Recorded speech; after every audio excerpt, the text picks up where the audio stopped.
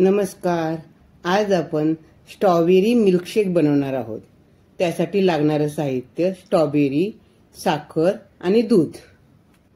आता आपण स्ट्रॉबेरी पाण्यामध्ये स्वच्छ धुवून घ्यायची आहे आणि नंतर त्याचे छोटे छोटे काप बनवून घ्यायचे आहेत.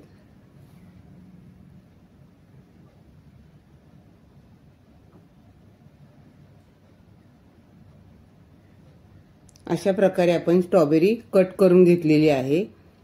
आता आपण एका मिक्सरच्या जारमध्ये स्ट्रॉबेरी टाकलेली आहे. त्यानंतर 3 चमचे साखर टाकलेली आहे. साखर तुमच्या आवडीनुसार कमी जास्त करा. त्यानंतर दूध ओतलेलं आहे. आता आपण हे सर्व मिश्रण मिक्सरला लावून छानपैकी बारीक करून घेऊया. हे बघा, छान लाल कलर आलेला आहे. आता आपण ग्लासात ओतून घेऊया. आपला स्ट्रॉबेरी मिल्कशेक तयार. थोडंसं स्ट्रॉबेरी लावून त्याची सजावट करूया. पिण्यासाठी स्ट्रॉबेरी मिल्कशेक तयार.